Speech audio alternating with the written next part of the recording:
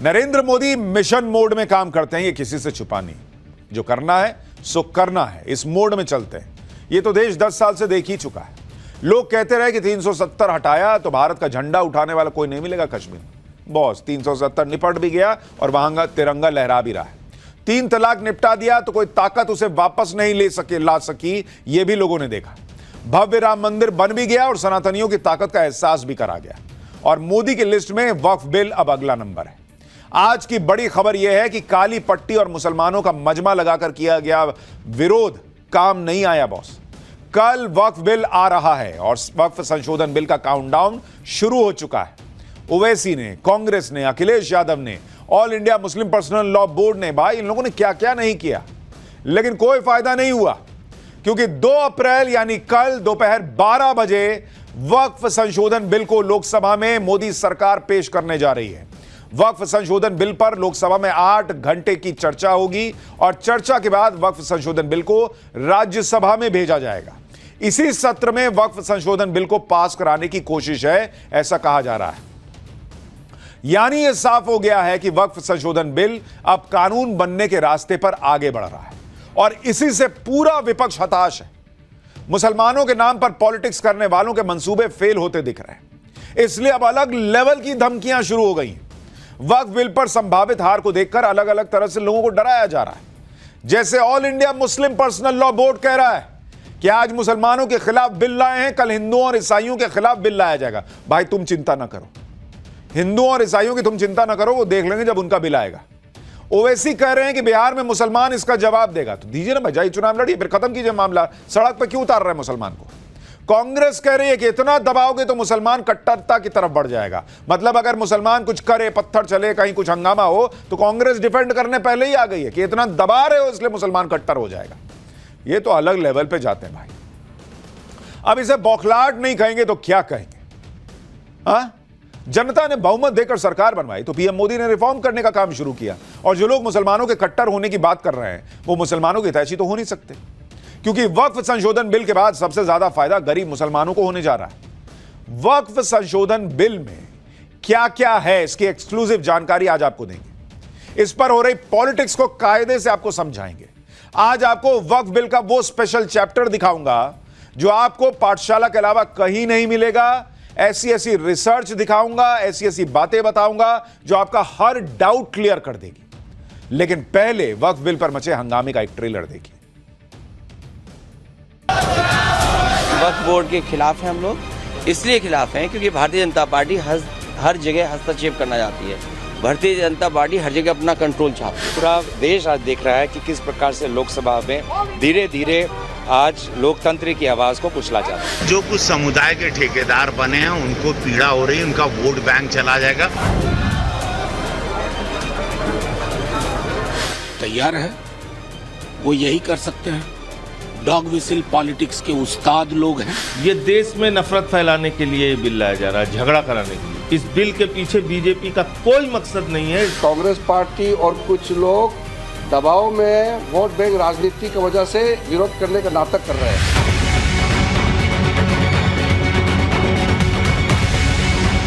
ये वक्फ bill unconstitutional है। ये एक प्रोजेक्ट है जिससे मुसलमानों को उनके रिलीजन से दूर करना, रिलीजियस प्रॉपर्टीज को छीन लेना।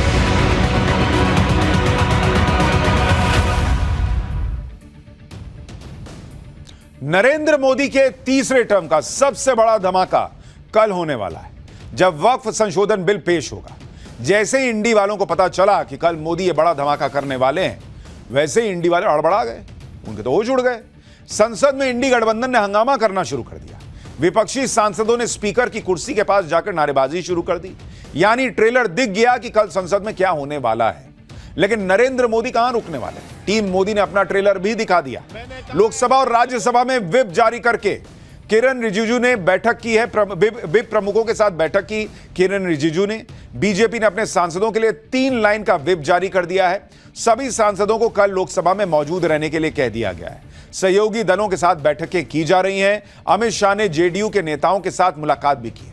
यानी मोदी सरकार कोई भी लूज एंड नहीं छोड़ना चाह रही और इसी वजह से ओवैसी जैसे नेता भड़के हुए हैं, क्योंकि उनकी कोशिशें फेल हो रही हैं। जिसके बाद अब ओवैसी कह रहे हैं कि एनडीए के सहयोगी दलों को मुसलमान चुनाव में जवाब देगा। एक बार ओवैसी को सुनिए। ये वक्फ बिल अनकॉन्स्टिट्यूशनल है। ये वक्फ बिल आर्टिकल 14, आर्टिकल 25, 26, 29 का ग्रेव वायलेशन है। ये वक्फ बिल नहीं है बल्कि ये वक्फ बर्बाद बिल है ये। और अगर चंद्रबाबू नायडू, नीतीश कुमार, चिराग पासवान, जयंत चौधरी इसकी तायीद करेंगे तो वो अपने पॉलिटिकल रीजंस की वजह से या जो भी उनके है नैरो रीजन तायीद कर रहे हैं नरेंद्र मोदी सरकार की, ये बात साबित हो जाएगी कि वो मुसलमानों की मस्जिदों को, दरगाहों को, खानखाहों को, इवैक्यू वक्फ प्रॉपर्टीज को और लिमिटेशन एक्ट अप्लाई करेंगे तो एनक्रोचर्स को रिवॉर्ड करेगी। तो वो उसकी ये सपोर्ट कर रहे हैं। उनको ये देखना चाहिए कि ये सपोर्ट तो कर रहे हैं मगर क्या आप 5 साल के बाद जब जाएंगे जनता के पास क्या जवाब देंगे उनको? अब तो बिहार का चुनाव भी है। ओवैसी कह रहे हैं कि जो नेता वक्फ बिल को समर्थन देंगे वो क्या जवाब देंगे मुसलमानों को जाके। आज मैं आपको ऐसी ऐसी चीजें बताऊंगा जो आपसे पूछेंगी, जो ओवैसी से पूछेंगी कि ओवैसी को मुसलमानों को क्या जवाब देना चाहिए। ये जो इंडी वाले हैं इनको मुसलमानों को क्या जवाब देना चाहिए, ऐसे ऐसे फैक्ट्स और फिगर्स बताऊंगा। भाई ओवैसी अलग परेशान है, राहुल गांधी अलग। इंडी गठबंधन वालों ने तो वक्फ बिल के खिलाफ पूरी ताकत झोंक दी, ऐसा लग रहा है। लोकसभा चुनाव के बाद शायद आज पहली बार इंडी गठबंधन के नेताओं की बैठक हुई। बैठक में राहुल गांधी और मल्लिकार्जुन खड़गे के साथ समाजवादी पार्टी, आम आदमी party, TMC, RJD, DMK, Uddhav Thackeray की शिवसेना और शरद पवार की एनसीपी भी शामिल हुए। विपक्ष को वक्फ में बदलाव से वोट बैंक का डर है, या फिर वक्फ का गड़बड़झाला खत्म हो जाएगा इसका डर है, या फिर इसका डर है कि बदलाव के बाद वक्फ का फायदा आम मुसलमानों को मिलने लगेगा। वजह कुछ भी हो, विपक्ष के नेता ना तो खुद मानने को तैयार हैं ना ही समझने को तैयार है। भाई उनको तो कोहनी मार के एक दूसरे को पीछे करके दिखाना कि हे मुसलमान भाई, हे हेलो मेरे को वोट देना, मैं तेरे साथ खड़ा है। इनका मकसद सिर्फ इतना है, क्योंकि लोकसभा और राज्यसभा का नंबर गेम सेट हो चुका है। इनको पता है कि ये कुछ नहीं कर पाएंगे। लेकिन भैया फोटो तो दिखानी है कि मैं तुम्हारे लिए चिंतित था, हाथ पीछे करके टहल रहा था, इतना मेरे दिमाग में तुम्हारे लिए तनाव था। भाई मुसलमानों को सरकार के खिलाफ भड़काना भी है। सुनिए एक बार नेताओं के भड़काऊ बयान, फिर आगे की बात। वो यही कर सकते हैं। डॉग विसिल पॉलिटिक्स के उस्ताद लोग हैं। वक्फ की संपत्ति में थोड़ा घालमेल है, इसकी बड़ी चिंता है उनको, ऐसा उन्होंने कहा है।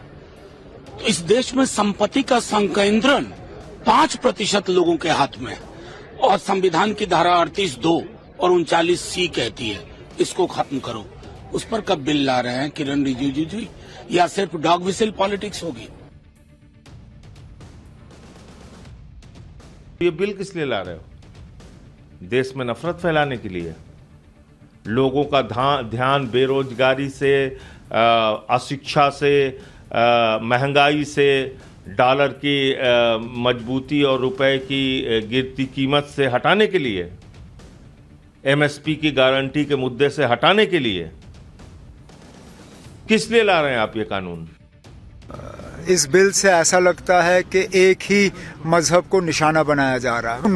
वक्फ को इस तरह निशाना बनाना ये अफसोस की बात है, क्योंकि ऐसा लगता है कि सिर्फ हमारा ही एक जो खैरात का सिलसिला है उसके खिलाफ कार्रवाई की जा रही है। बेहतर होता कि ना ही हो। अब पार्लियामेंट तक है, हम कभी इस बिल का जो है हम इसकी हिमायत कर नहीं सकते। उमर अब्दुल्ला कह रहे हैं कि ऐसा लग रहा है कि एक ही धर्म को टारगेट किया जा रहा है। अरे भाई, तो एक ही धर्म के पास वक्फ का कानून ही है, एक ही धर्म को वक्फ ट्रिब्यूनल मिला हुआ है, एक ही धर्म को ऐसा कानून मिला हुआ है कि भैया जहां मन वहां उंगली रख दो, तुम्हारी हो जाएगी। और जिसकी जमीन है उसको साबित करना होगा कि भाई ये तो मेरी जमीन थी, वक्फ वाले लेके चले गए। वक्फ को नहीं साबित करना है कि मैंने किसी और की जमीन ले ली है। तो ऐसा जबरदस्त तूफानी कानून एक ही के पास है, तो एक ही के पास से हटेगा ना बॉस। हालांकि तो पूरा कानून हटना चाहिए था। मुसलमानों को तो नरेंद्र मोदी को माला जाके पहनानी चाहिए कि बॉस आपने बहुत बड़ा काम कर दिया कि पूरा कानून खत्म नहीं किया, सिर्फ संशोधन किया, वो भी गरीब मुसलमान को फायदा देने वाला। खैर, इंडी गठबंधन तो मुसलमानों के नाम पर एकजुट हो रहा है। दूसरी तरफ कांग्रेस खुद वक्फ बिल के विरोध में एक्टिव हो गई। कांग्रेस ने अपने सांसदों के लिए व्हिप जारी कर दिया है। 2 अप्रैल को सभी सांसदों को संसद में रहने के लिए कहा है। 2 अप्रैल को कांग्रेस सांसद संघ राहुल गांधी बैठक करेंगे। वक्फ बिल के विरोध के मुद्दे पर रणनीति बनाई जाएगी। यानी कांग्रेस समेत पूरे इंडी गठबंधन ने कमर कस ली है कि चाहे जो हो जाए वक्फ का बिल रोक ना पाए, लेकिन विरोध करते हुए तो दिखना है। कांग्रेस नेता राजीव शुक्ला को भी सुनिए एक बार। कल देखिए वक्त बिल ला रहे हैं, अपोजिशन पार्टीज के जितने फ्लोर लीडर्स हैं सबकी मीटिंग चल रही है, उसी में खड़गे जी, राहुल जी, सारे लोग हैं, वहाँ लोग रणनीति तय करेंगे। और विपक्ष जो इसमें इस तरह के प्रावधान हैं कि जो बिल्कुल सारी शक्ति सरकार को देते हैं, उसका विरोध करेंगे। कांग्रेस विरोध नहीं करेगी तो कौन करेगा? जाते जाते मनमोहन सिंह 2013-14 में आपको याद होगा वक्फ को संपत्तियां देके चले गए थे, प्राइम प्रॉपर्टीज दिल्ली की, कि लो ना भाई रख। तो वो नहीं करेंगे तो और कौन करेगा? सारे मोदी विरोधियों ने पूरा जोर लगा दिया कि वक्फ बिल को आने नहीं देंगे। सब सिर के बल खड़े हो गए ऐसा लग रहा है, जिससे मुसलमानों में मैसेज तो चला जाए कि मुसलमानों का असली हितैषी हम हैं। अखिलेश यादव से लेकर तेजस्वी यादव तक वक्फ बिल के खिलाफ बयानबाजी कर रहे हैं, अपने वोट बैंक को यह मैसेज दे रहे हैं कि बॉस हमने तो पूरी कोशिश की, लेकिन क्या करें, मोदी सरकार नहीं मानी। मुसलमानों को मोदी सरकार के खिलाफ भड़काया जाए जिससे अपना वोट बैंक बना रहे। एक बार अखिलेश यादव और तेजस्वी यादव को भी सुनिए। भारतीय जनता पार्टी का हर फैसला वोट के लिए, अपने लोगों को खुश करने के लिए। ये वक्फ बिल के खिलाफ समाजवादी पार्टी है, पहले भी थी, आगे भी रहेगी। संदेश ये देना चाहते हैं कि अपना वोट बैंक ठीक कर लें, क्योंकि नौकरी दी नहीं, रोजगार दिया नहीं, किसान की आय दोगुनी हुई नहीं, तो इनका वोटर भी इनसे नाराज है। यह संवैधानिक बिल है और लगातार हम लोग जो है संविधान को मानने वाले लोग हैं। भाजपा के लोग चाहते हैं नागपुर का कानून को थोपना, वो हर किस हम लोगों को बर्दाश्त है। हम लोग इस बिल को लेकर के एकदम क्लियर हैं कि किसी भी कीमत पे हम लोग इसको बर्दाश्त नहीं करेंगे।